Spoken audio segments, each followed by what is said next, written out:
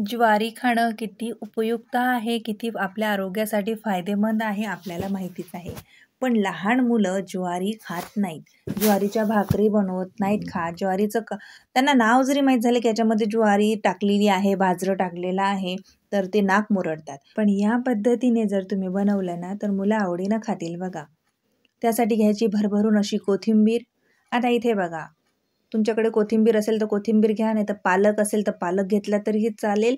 मेथी, पालक, कोथिंबीर तिन्ही मिळून घेतलं तरीही चालेल. आता घालायचं आपल्याला ज्वारीचं पीठ. छान मोठा कटोरा भरून आपण इथे ज्वारीचं पीठ घातलेलं आहे. हे तेच ज्वारीचं पीठ आहे ज्याच्या आपण भाकरी बनवतो. सोबतच घालायचं आहे 1 वाटी बेसन. मोठा 1 वाटी म्हणजे 2 वाट्यात जर तुम्ही ज्वारीचं पीठ घेतलं ना, तर त्याला छोटी 1 वाटी घ्यायचं आहे बेसन. त्यापेक्षाही कमी घ्यायचं आहे तांदूळाचं पीठ. तांदूळाचं पीठ घातल्याने काय होते, मस्त ह्या वड्या अशा खुसखुशीत बनतात बघा. आणि चवीला तर अप्रतिम लागतातच. नुसतं ज्वारीचा स्वाद याच्यातून येणार नाही, बेसनचा फ्लेवर येईल, सोबतच तांदूळाचा तो खुसखुशीतपणा आपल्या वडीला मिळणार. तर तीनही पिठं एकत्र करावीत. आणि त्याच्यामध्ये घालायचं आपल्याला जिरं. ओवा हातावरती क्रश करून घालावा. ओवा जरूर घाला. अर्धा चमचा सोप घाला. सोफीने याला खूप मस्त चव येते बघा. आणि सोप ही पाचन संस्था सुधारते, त्यामुळे सोप जरूर घाला. आता आपण हिरवी मिरची, अद्रक, लसूण असं पेस्ट बनवून घेतली होती, तो 1 चमचा घातलेला आहे. चवीनुसार मीठ घालून घ्यायचं. हळद पावडर घातलेली आहे, छोटा अर्धा चमचा. लाल तिखट घालूयात. आता बघा, मुलं जर घरात खूप जास्त लहान असतील तर लाल तिखट कमी करा, कारण हिरवी मिरची सुद्धा आपण याच्यामध्ये घातलेली आहे. पण ज्वारीचा जो पदार्थ असतो ना, तो छानसा चमचमीत बनवला ना, तर खायला खूप मज्जा येते. त्यामुळे थोडंसं जिरं, ओवा, तीळ सुद्धा तुम्ही याच्यामध्ये घालू शकता. हिरवी मिरची, लाल तिखट असं छान बेताने घाला, पदार्थ चविष्टच बनतो. सर्व जिन्नस मिक्स करून घेत आहे आपण इथे. आता बघा, मुलांना भाजीपाला खायला आवडत नाहीत, मुलं खातच नाहीत. तर काय करायचं, जे आपण कोथिंबीर, पालक, मेथी काय तुम्ही याच्यामध्ये जे वापरणार आहे ना, ते अगदी बारीक चिरून घ्या. म्हणजे त्यांच्या लक्षातही आलं नाही पाहिजे आणि ते काढू नाही शकले पाहिजेत. विशेष म्हणजे हे, कारण मुलं एवढे हुशार असतात ना, आपण आई जेवढ्या हुशार आहे ना, त्याच्या 10 पटीनं मुलं हुशार आहेत. आपण काही पदार्थामध्ये काही मिक्स करून दिलं ना, मुलं बरोबर निवडून काढतात. म्हणून बारीक चिरा, म्हणजे त्यांना काढताच आलं नाही पाहिजे. आता आपण इथं नुसतं कोथिंबीर वापरली. जसं मी तुम्हाला सांगितलं, तुम्ही पालकसुद्धा याच्यामध्ये घालू शकता आणि मेथीसुद्धा घालू शकता. थोडं-थोडं पाणी घालून घट्टसर याचा असा गोळा लावून घ्यावा. गोळा पातळ होता कामा नये. पातळ जर गोळा झाला तर आपल्या वड्या अशा लूज पडतील भाजल्यानंतर.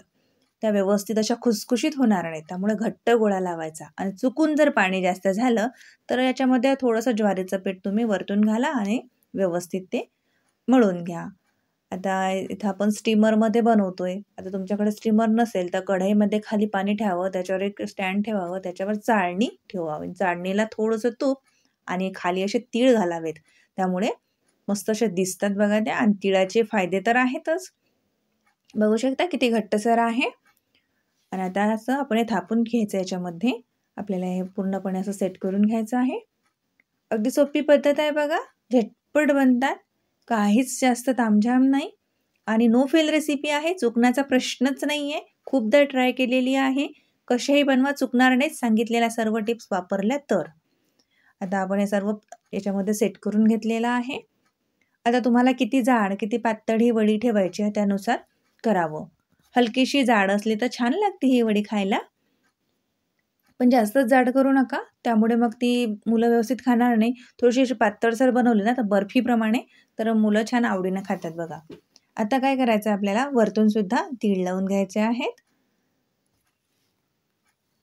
आता आपण स्टीमरमध्ये पाणी गरम करायला ठेवलं होतं.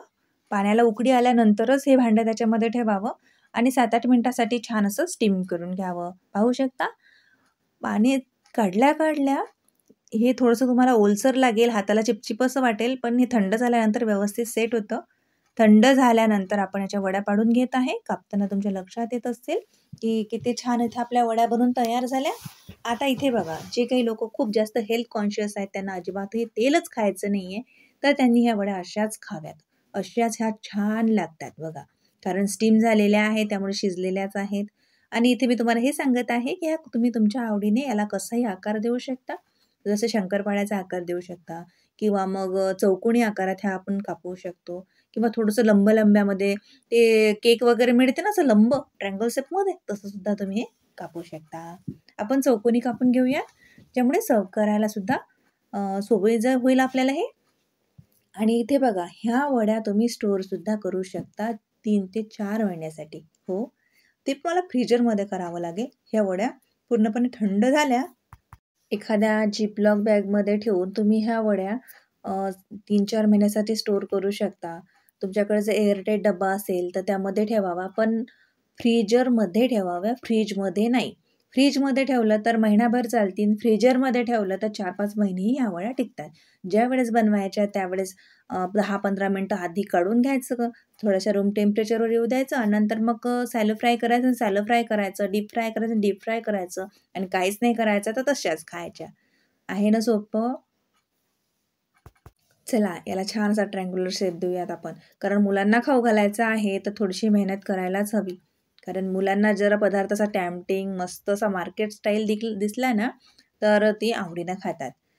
आता मी इथे याला नुसतं भाजून घेत आहे बघा, थोडंसं तेल घालून घेतलं, याच्यावरती तुम्ही मोहरी किंवा तीळ घालू शकता आणि ह्या अशा वड्या भाजून घ्याव्यात.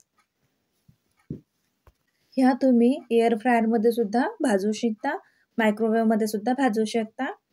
जर तुमच्याकडे नसेल तर असं आपलं सध्या ताव्यावर ठेवायचा आणि ताव्यावर सुद्धा भाजून घ्याव्यात. सकाळच्या घाई गडबडीमध्ये मुलांना टिफिनमध्ये काहीतरी स्नॅक्स तुम्हाला द्यायचं आहे, पण ते हेल्दी असावं अशी जर तुमची इच्छा असेल तर आधीच ह्या वड्या करून ठेवा. म्हणजे सकाळी घाई गडबडीत तुम्ही नुसते ह्या वड्या अशा शॅलो फ्राय करायच्या आणि मुलांना टिफिनला देऊ शकता. तसंही मधल्या वेळेस काहीतरी हेल्दी खायचं असेल तर असं जर वड्या बनवून घरी तयार असतील ना फ्रीजमध्ये किंवा फ्रीजरमध्ये, तर अनहेल्दी किंवा पॅकेट फूड मुलं खाणार नाहीत, हेल्दीच ते खातील, कारण घरी बनलेलं आहे. म्हणून आत्ताच बनवून ठेवा. आणि बघू शकता काय मस्त दिसत आहेत आणि तीळ बघा काय उठून दिसत आहेत आपल्या ह्याच्यावरती. मी ह्या वड्या काही तव्यावरती भाजून घेतल्या, काही एअर फ्रायमध्ये सुद्धा भाजून घेतलेल्या आहेत. रंगामध्ये फरक पडतो, बाकी चवीमध्ये सारख्याच लागतात, मस्तच. आणि जसं मी आधी सांगितल्याप्रमाणे तुम्हाला जर छान चमचमीतच खावंसं वाटत असेल तर ह्या वड्या तुम्ही डीप फ्रायसुद्धा करू शकता. तर चला, मग आशा करते आजची ही पौष्टिक रेसिपी तुम्हाला खूप जास्त आवडली असेलच. आवडली तर प्लीज याला लाईक करा, आपल्या मित्रपरिवारात जरूर शेअर करा. ज्वारीच्या पिठापासून एवढा छान चमचमीत पदार्थ बनून तयार होतो. नक्कीच बनवा आणि तुमचे अनुभव माझ्यासोबत कमेंट बॉक्समध्ये जरूर शेअर करा.